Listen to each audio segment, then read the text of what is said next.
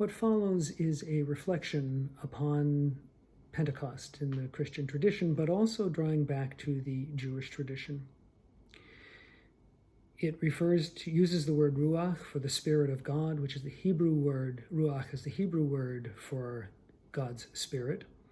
And it means breath or wind or spirit. It is a feminine word because Hebrew designates either by gender, words by gender, nouns by gender.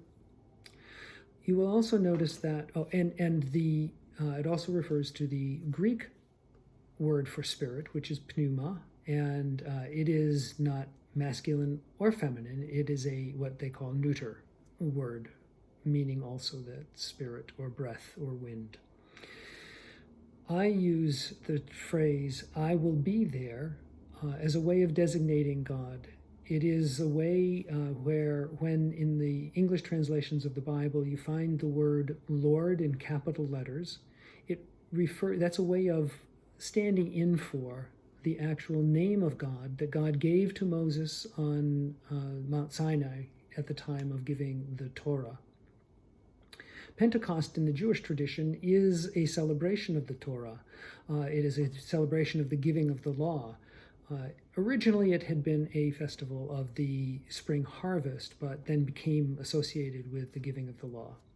In the Christian tradition, it is more of a celebration. It is a celebration of what we would say, the birthday of the church. For on that day, people heard the preaching, they heard the gospel, they also saw and sensed the Spirit as the Spirit came amongst them. And so because they believed what they heard and were moved by it and touched, they were baptized, several thousand on that particular day. So that is some of the background. I will be there. I use the term I will be there because it is something like the meaning of the name of God. It is something which tries to express the promise that God makes in God's name, which does not come through if you translate it as Lord. This reflection is in 3 parts. Number 1, the Hebrews called her Ruach, the breath and wind of I will be there. And when I will be there began to create the heavens and the earth was void and without form. It was under a roaring ocean and a hovering darkness. But the Spirit of God was moving over the water, a mighty wind blowing over it.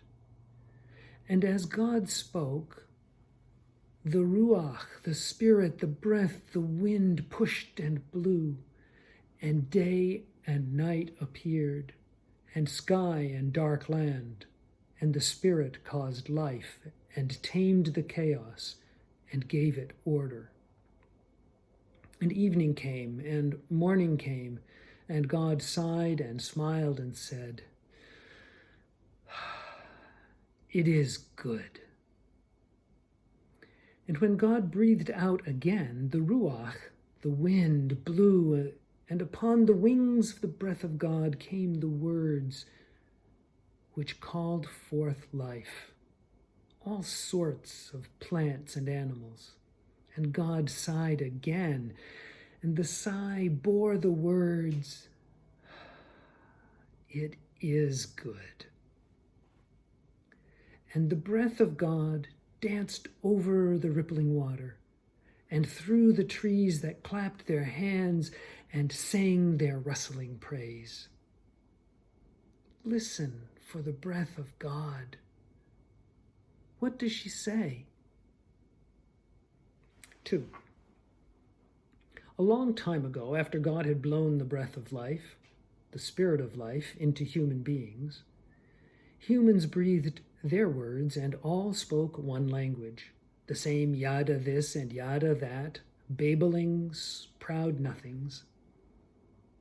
Because they spoke all one tongue, they thought themselves godlike and planned a huge monument to their own greatness, stretching all the way to heaven, where they imagined, godlike, that goddish beings must live.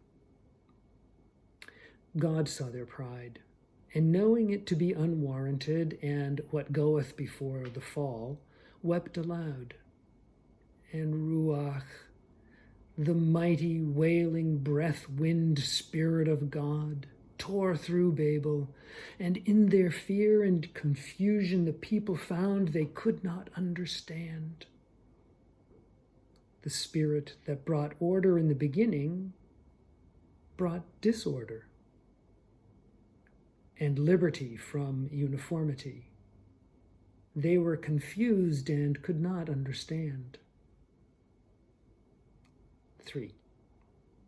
The Greeks call me pneuma, that which is breathed or blown.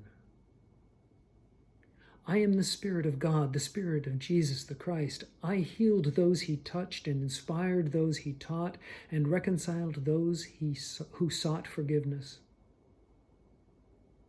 But cross and grave tore us apart, making it impossible for him to draw me in that last time after he gasped out, "It is finished."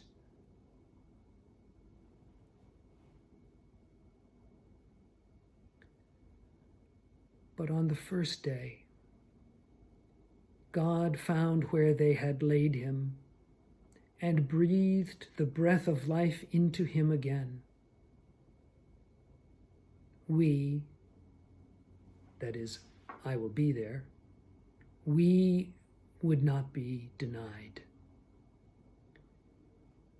Jesus gasped and drew me deep within and lived anew. I opened the eyes of Mary, of two on the road to Emmaus, of Thomas and Peter. When Christ rose to heaven, I returned to inspire those whom Jesus loved. I became the fire in their hearts, the passion that drove them, the breath of new life. I moved some to preach, and some to heal, and some to forgive, and some to sing, and some to knit, and some to feed or clothe, and some to visit, and many to pray. And I called them forth, filling them with God's love each breath they drew. And I set them to seeking and a passion for sharing God's love. And I do this for you, if you will just breathe me and catch my spirit, my breath. And if you do, you will do greater things, even than did Jesus.